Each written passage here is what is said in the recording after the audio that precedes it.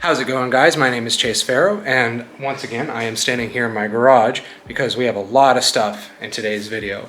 Now I do want to kind of take a moment and apologize in advance if this video feels a little disjointed because, well, there's a lot going on this week. As I had mentioned in my previous video, I'm going to be running the car on the road course at LS Fest.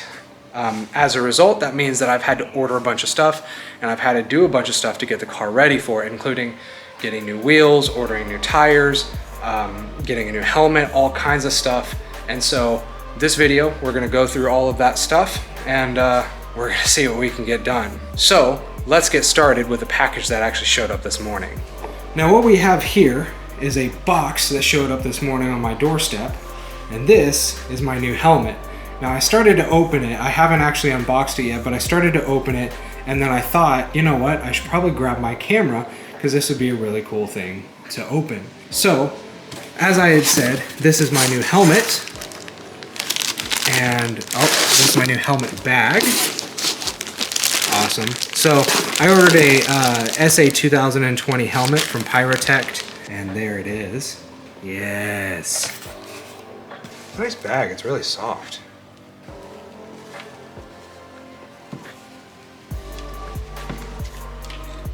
Oh, so this is the, I'm trying to remember what series it is. It's the Pro Comp, I believe. It's the Pyrotect Pro Comp series helmet.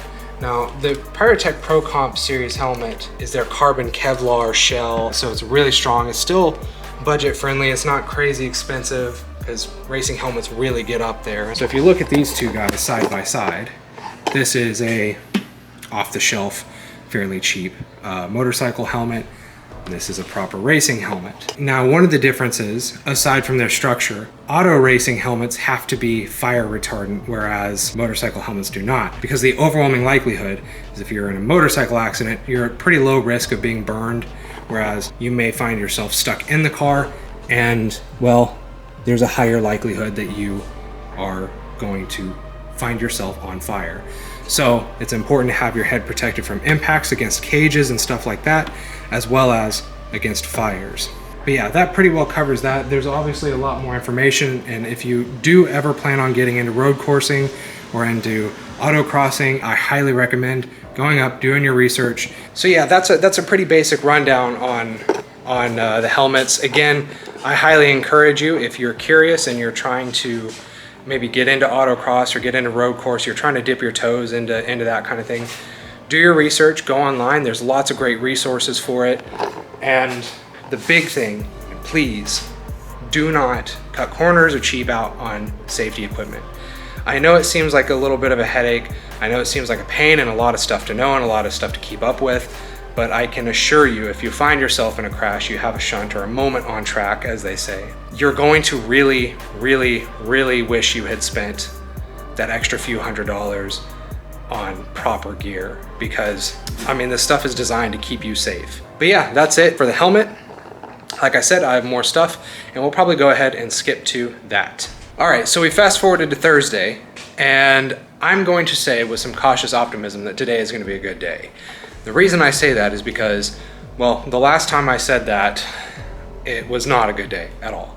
But today, I got a text message from Esteban letting me know that he's buttoning up the car and that it's just about ready, so I'm getting ready to go pick it up. On top of that, I have a notification from UPS tracking saying that I should have a pretty neat stack of boxes showing up, and it should be here by the time I get back. Now, over the last couple of days, I have also been doing some things that I didn't really film because it didn't seem necessary. I decided to remount my front lip after an unfortunate incident involving, well, Tyler's front lip. Before, I had the push tabs, but now every other one, I have actually bolted it. So I think that's gonna be pretty secure. But yeah, that's it on the bumper. So now we're gonna go, I'm gonna fast forward, I'm gonna go get the car. All right, so I am leaving Esteban's now. Just picked the car up and everything feels great. Unfortunately, didn't have a whole lot of time to sit and chat with him. We talked a little bit, but he had people coming in, he had other cars to take care of, and so I didn't want to take up a whole bunch of his time. Plus, I'm on a time crunch myself, and I need to get this car home because still have work to do today, and I have a stack of boxes that are waiting at home for me. And so I want to check those out, get those in the garage, open them up, and show you guys that. We did take a little bit of time though, and he showed me what he did do. I guess what the culprit was old plastic clips that GM thought was a good idea to hold the brake line in place. After 20 years of heating up and cooling down and heating up and cooling down and weakening, they broke, and it allowed the brake line on that side to sag until eventually it made contact with the axle, got wrapped around, and it took everything back there with it. One of the reasons that I always have faith in Esteban working on my car is not only does he make sure he puts things back the way that they were before, he goes out of his way to try to put it back together better than it was before. So what Esteban did was, I could be wrong on if I'm using the wrong word here, but used what was effectively a metal auger in the spot where that clip went and it has a small ring clamp on it. And so now there's a metal clip holding it in place. And so not only is it secure, this should never happen again. Those clamps should never break again, which instills a lot more confidence in me, considering I'm about to take this thing on a track next month, and I'm gonna be doing that a lot. He also did a once over on the car, checked everything, make sure it was all sound and good to go. The car's fit, it's ready, it's in fighting shape, and so I'm really looking forward to the event next month. I've got some things that I still need to get done, suspension that needs to be adjusted, but I'm happy. He did great work, and I highly encourage you to take your cars to him. He'll also be helping me with my turbo build as soon as LS Fest is over. So once we get through LS Fest and all the fun craziness of that week, then it's time for the turbo build. So that's where we're at. I'm gonna drive home. I got a long way to go. And yeah, we'll get these mystery boxes open. All right, on my way home, I wanted to make a quick stop, spray this car off because it is filthy. It's been sitting for weeks. Of course, it's been getting worked on. It's hard to keep a car clean when you're working on it, so we're gonna spray it down, get it cleaned up, and make it look good again before I throw that bumper on there.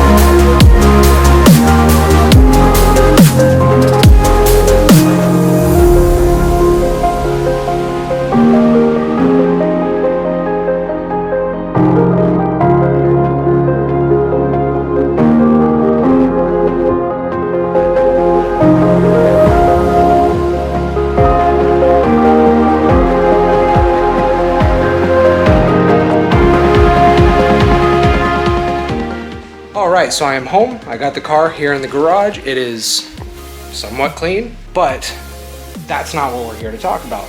What we are here to talk about is this. So what I'm gonna do is I'm gonna go ahead, I'm gonna get the camera mounted on its stand, and I'm gonna open these up so we can have a look at exactly what we have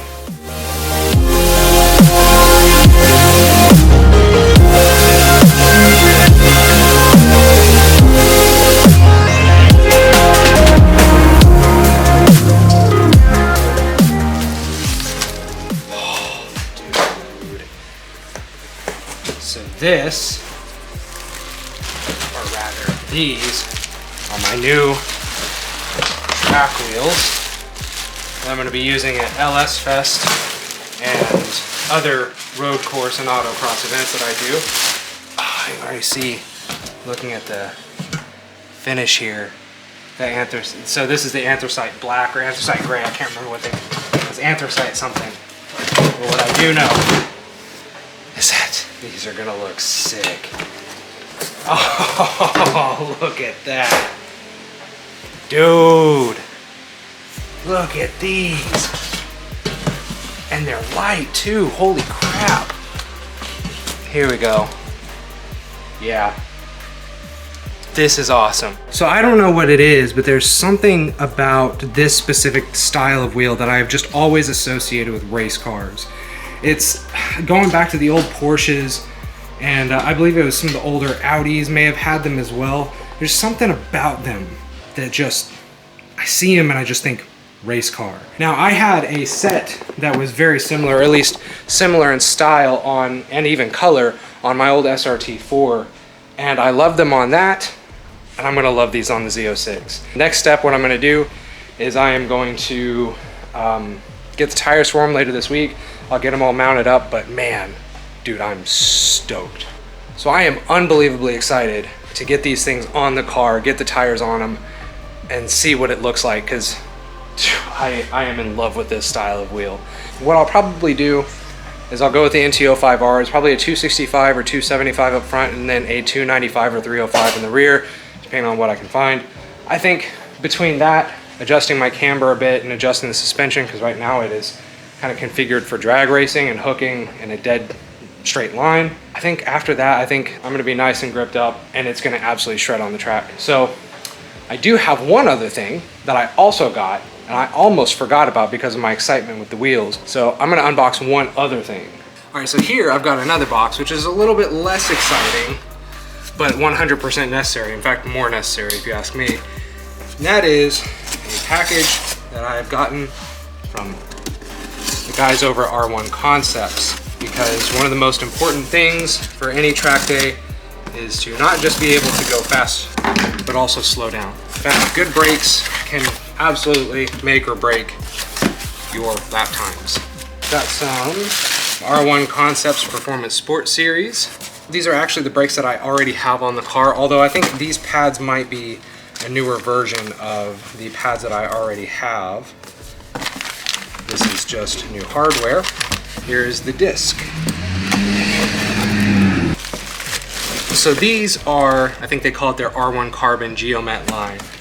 So these are their higher end disc. These are going to be going on the front. My rear brakes are still good. My fronts are actually fine, but I wanted to go ahead and change them out because and I'm sure they would probably be fine for that weekend, but I'm going to be running the car pretty hard for 2 days straight, and I'm just not 100% confident that the current pads and discs will make it through both days of hard, consistent driving. So that's what we're going to do.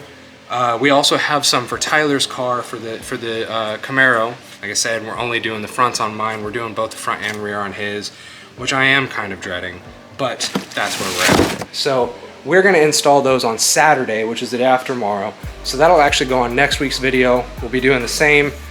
Z06 will get its front brakes put on Saturday, so it'll also be on next week's video. So that's where we're at. I think I'm gonna go ahead and end it there. I'm excited, got lots of new stuff in. So yeah, I will see you guys later. Bye.